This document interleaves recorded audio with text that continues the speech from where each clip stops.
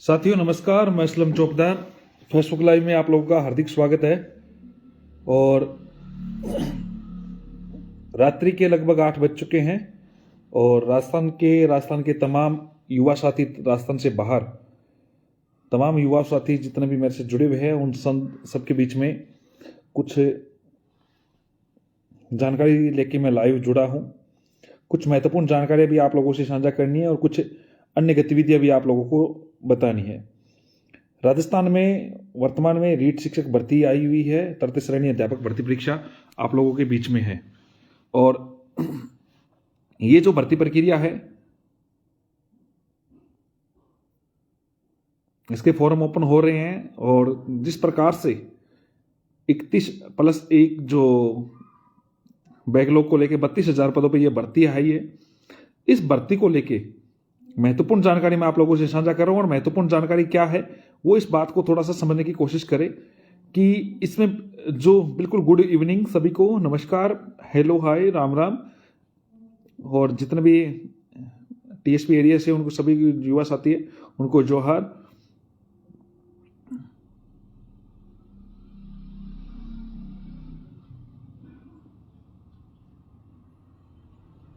बिल्कुल मैं स्वस्थ हूं और उम्मीद करता हूं आप भी स्वस्थ हैं।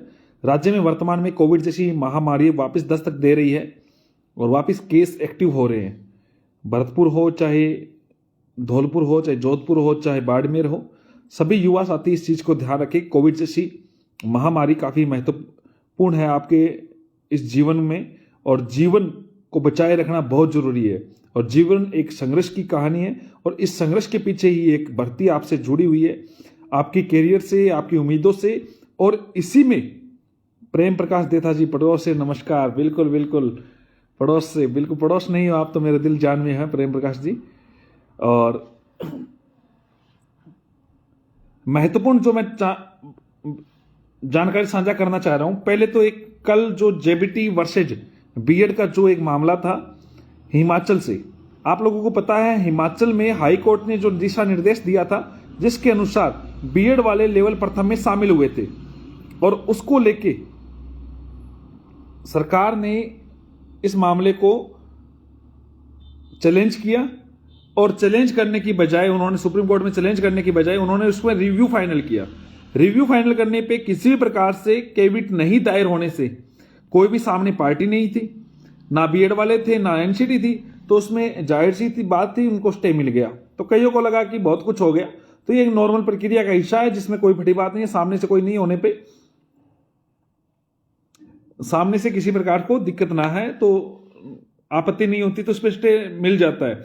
बहुत सारे आपके पड़ोस में भी कई बार ऐसे वाद विवाद आ जाते हैं जिसमें नॉर्मल कोर्ट स्टे दे देता है, बाद में पता चलता है ये पार्टी है, ये मामला है, हर कोई स्टे तो कोई लेके आ जाता है किसी प्रकार से। अब कोर्ट को जिस आधार पे स्टे मिला है उन चीजों पे हम चर्चा कर रहे हैं। ये एक छोटी सी प्रक्रिया है। एनसीटी वहां पे अपना रिप्लाई फाइल कर रही है और वहां पे काउंटर एफिडेविट फाइल करेगी और वहां पे केस चलेगा।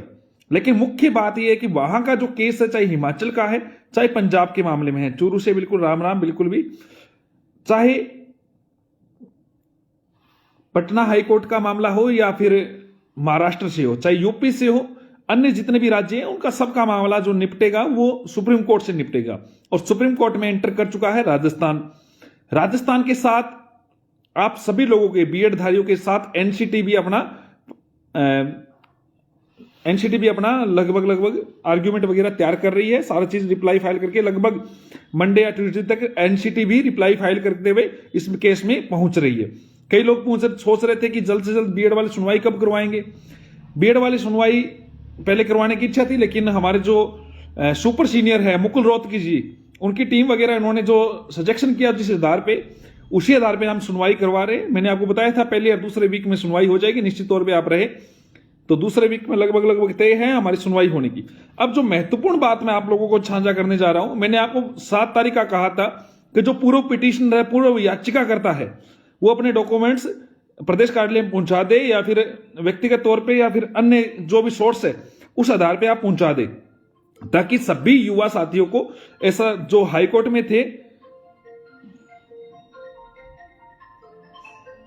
वो सुप्रीम कोर्ट में पहुंच जाए। तो लेकिन मैं आपको एक बात कहना चाहता हूं दोस्तों कि अब जो महत्वपूर्ण बात है जिस पे हम काम कर रहे हैं, आप लोगों को पता हो तो 2018 की एक भर्ती थी, आराम से सुनिए, जिसमें एडिशनल वाले कोर्ट में गए। कोर्ट ने उनको भर्ती प्रक्रिया में शामिल होने का आदेश दिया। बीएड वालों को भी इस प्रकार का सुप्रीम कोर्ट से आदेश हो सकता है कि एक बार भर्ती, क्योंकि ये केस लंबा चलेगा, केस 2 महीने चल जाए, 4 महीने चल जाए, 6 महीने चल जाए, तो हो सकता है अंतरिम रूप से भर्ती प्रक्रिया में बीएड वालों को शामिल करने का आदेश देते कोर्ट अगर भर्ती प्रक्रिया में बीएड वालों को शामिल करने का आदेश देता है तो कोर्ट ये कहते कि इन जो याचिका करता है उनको शामिल कर दिया जाए भर्ती प्रक्रिया में अगर शामिल होते हैं तो सरकार जल्द से जल्द भर्ती करवाने की कोशिश करेगी। और उन्हीं के आधार पे उन्होंने क्या किया, पिछली बार नियुक्तियां हो गई थी और नियुक्तियां आज तक चल रही है, उनका फिक्सेशन हो गया, स्थायी हो गई और उनकी प्रोबेशन पूरा हो चुका है। बाद में कोर्ट ने एडिशनल वालों को बाहर कर दिया था, लेकिन फिर भी वो व्यक्ति बाहर नहीं हुए क्योंकि उनके फेवर में अब सरकार आ गई। ऐसे ही बीएड वालों के साथ भी हो सकता है। तो मैं आपको पुनः बताना चाहता हूं कि आप जितने भी युवा साथी है वो किसी भी प्रकार से निश्चित तौर पे टेंशन फ्री रहे। आप जितने भी युवा साथी मेरे साथ जुड़े हुए हैं,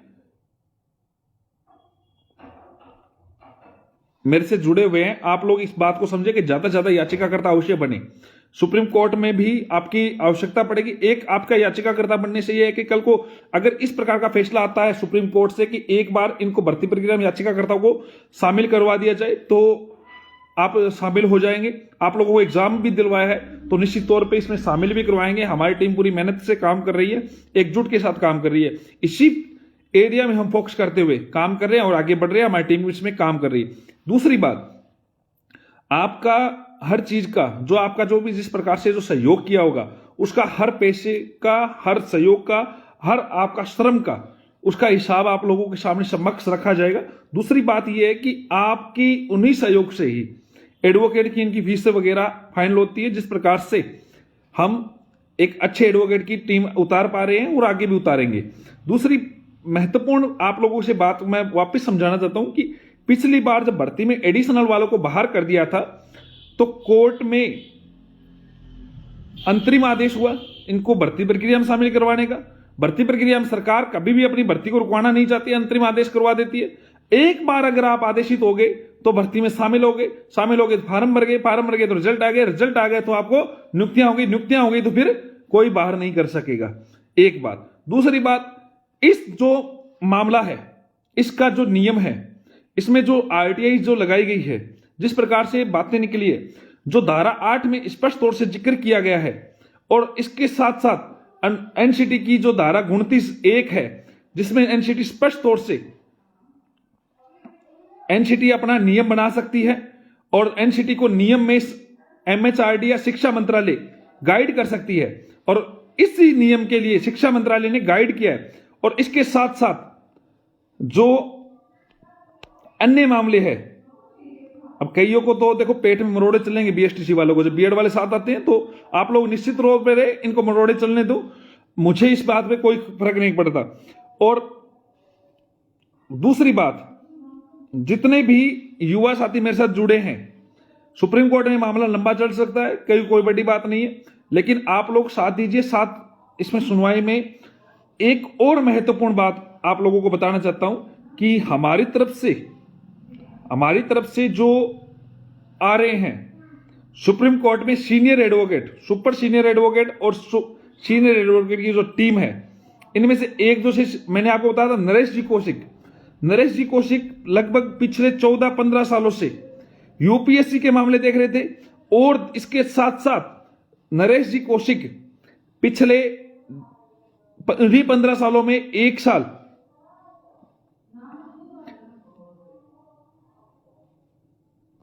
नरेश जी कौशिक केवल यूपीएससी के मामले ही नहीं, उन्होंने एनसीटी की तरफ से भी वकालत की है कुछ समय के लिए। काफी सीनियर है, एज्ड है। दूसरी बात, हमारी तरफ से मुकुल रोहतगी, आप लोगों को बताया था, काफी नामी है। अभी जो जो शाहरुख खान के बेटे का जो विवाद था उसमें भी कर रहे थे, उन्होंने पैरवी की थी। और इसके अलावा अब हमारी तरफ से केस में उन्होंने बहस में शामिल होंगे। तीसरी जो बड़ी बात यह है, बहुत सारे युवा साथी जो प्रतीक्षा कर रहे हैं, वो मैं आप लोगों को बताऊंगा, नई फर्स्ट ग्रेड की भर्ती अगले महीने तक इसके लगभग नोटिफिकेशन आने की लगभग संभावना है। और 2016 गणित विज्ञान के बारे में जो युवा साथी मेरे से जानना चाहते हैं, एक स्पेशल आप लोगों को इस पे मैं लाइव भी करूंगा और इस पे आप लोगों को सारी चीजें साझा भी करूंगा। और एक बात और महत्वपूर्ण बातें हैं, अगर जो व्यक्ति जिस प्रकार से सुप्रीम कोर्ट, हाई कोर्ट में इनमें जो अलग अलग प्रकार की बातें कही थी और उन्होंने इस विवाद को कोर्ट में जिस प्रकार से गुमराह करते हुए बीएड के खिलाफ कार्य किया था, उन सब का तोड़ होगा। आप लोग निश्चित रहे, पहली हियरिंग में हम इस प्रक्रिया पे, पहली ही हियरिंग में या तो बीएड वाले शामिल होंगे या इस भर्ती प्रक्रिया पे ही स्टे आएगा। क्योंकि जो लेवल प्रथम की जो कहानी थी, जिसमें लेवल प्रथम में बीएड वाले का जो काम है उसमें हमारा काम होगा और बीएड वाले शामिल होंगे। निश्चित तौर पे आप लोग साथ रहे, एकजुट रहे। और जो हमारे एडवोकेट का जो पैनल है जिस प्रकार से जुड़ के साथ आएगा, आप लोग निश्चित तौर पे रहे। हालांकि हमारे विपक्ष ने भी अच्छी कोशिश कर रहे हैं और मंडे या ट्यूसडे को एनसीटी की तरफ से भी कोर्ट में केस पेश कर दिया जाएगा। और जो कई लोग जिस प्रकार से दाव चला रहे थे, अपनी बात रखने की कोशिश कर रहे थे, अलग अलग बातें कर रहे थे, उन सबको मैं निश्चित तौर पे कहना चाहता हूं, दोस्तों आप लोग एकजुट होइए। मैंने बता दिया, सुप्रीम कोर्ट से विवाद आगे लंबा चल सकता है, कोई बड़ी बात नहीं है। इस बात पे स्पष्ट सुप्रीम कोर्ट में तभी अंतरिम आदेश वगैरह हो सकता है किसी ना किसी प्रकार से। और दूसरी बात, बहुत सारी बातें हैं, इस बात को समझने की कोशिश करें, साझा नहीं की है, आप लोग वेट करें 3 या 4 दिनों का, अधिकतम 3 और 4 दिनों का। सभी युवाओं को इस बात को समझाए, एकजुट करें। और ये कमेंट करने से कुछ नहीं होगा कि हम आपके साथ हैं। ज्यादा से ज्यादा इस बात को युवा समझे कि सुप्रीम कोर्ट अगर किसी न किसी प्रकार से यह आदेशित कर देता है कि यदि पिटिशनर को शामिल करते हुए भर्ती प्रक्रिया में शामिल करें, तो जो हाई कोर्ट ने पिटिशनर को अलाउ किया था, सरकार ने क्या किया, सभी को शामिल कर लिया। लेकिन सुप्रीम कोर्ट के आदेशानुसार सरकार अब सभी को अलाउ नहीं करेगी, केवल पिटिशनर को कर सकती है। तो इस बात को समझे, आप सभी पिटिशनर जरूर बने और जो पूर्व पिटिशनर है वो भी याचिकाकर्ता बन जाए। मैंने आपको टाइम दिया था 7 तारीख तक का, उससे भी आगे आप समय निकल चुका है, लेकिन फिर भी आप बने, पिटिशनर जरूर बने, वरना पूर्व पिटिशनर आप रिस्पोंडेंट में आ जाएंगे, यानी विपक्ष में आ जाएंगे, आपको हाईकोर्ट का निर्णय स्वीकार्य माना जाएगा। इसलिए इस बात को समझते हुए, और सभी का एफिडेविट लगेगा, यह भी बात ध्यान रखें, सुप्रीम कोर्ट में उस चीज के संदर्भ में सभी का एफिडेविट लगेगा। तो आप इस बात को समझे कि जो भी व्यक्ति है वो इस मामले के साथ साथ पिटिशनर जरूर बने, पहले बने हुए थे। आप लोगों का सभी के लिए जो भी चीज की जानकारी है, इस पेज पे आपको ऊपर नंबर दिए हुए मुकेश जी के, देवेश जी से संपर्क करें। और इसके साथ साथ जितने भी युवा साथी है, वो बीएड वाले का जो अपना ग्रुप है टेलीग्राम का, इस पे लिंक डाला हुआ है, या आप लोगों को सर्च करना है BED1ST। BED का मतलब बीएड फर्स्ट के नाम से आप टेलीग्राम पे ग्रुप डाले, ग्रुप को सर्च करें। और दूसरी बात दोस्तों, हमारी टीम मेहनत कर रही है, एकजुट तैयारी कर रही है। आप लोग निश्चित तौर पे YouTube पे ये वीडियो डाल दिया जाएगा, इसके बाद में इसको डाउनलोड करके डाल दिया जाएगा। लेकिन मैं आपको लोगों को क्लियर करना चाहता हूं कि जितने भी युवा मेरे से जुड़े हुए हैं, प्रत्येक व्यक्ति इस बात की जिम्मेदारी समझे, अपनी खुद अपनी एक टीम बना के कार्य करे और ज्यादा से ज्यादा युवा को जोड़े। देखो दोस्तों, आप लोगों के सहयोग से ही ये चीजें, हमारी लड़ाई आगे बढ़ रही है और बढ़ेगी। आप सभी लोगों का सहयोग अपेक्षित है। केवल राजस्थान ही नहीं, पंजाब के भी जितने भी युवा साथी है वो उनका सहयोग अपेक्षित है। किसी प्रकार के फेक अकाउंट वगैरह, इस प्रकार के कई नंबर वगैरह कई आपको कॉल करे तो उनसे गुमराह नहीं होना है। 2 नंबर मैंने आपको ऊपर साझा किया है। 2 नंबर है मुकेश जी छिंपा और देवेश जी। इनके द्वारा बताए हुए ही नंबरों पे आप लोगों से किसी भी प्रकार के फेक अकाउंट से बचना है, लोगों से बचना है। और इनसे ही आप कोई भी अगर जानकारी साझा करनी है, इनसे ही आप साथ जुड़ के काम करें। और मैं आप लोगों के लिए प्रतिबद्ध हूं। हमारी एक टीम पूरी दिल्ली में काम कर रही है। मंडे तक आप लोगों को कई चीजें आप लोगों को साझा की जाएगी। निश्चित तौर पे आप जुड़े रहे। कई प्रकार के आरटीआई साझा की जाएगी, कई प्रकार के नोटिस साझा किए जाएंगे और कई प्रकार की बातें हैं जो हालांकि मैं लाइव में इसलिए साझा नहीं करता क्योंकि अपना विपक्ष भी हमें देखता है। तो दूसरी बात,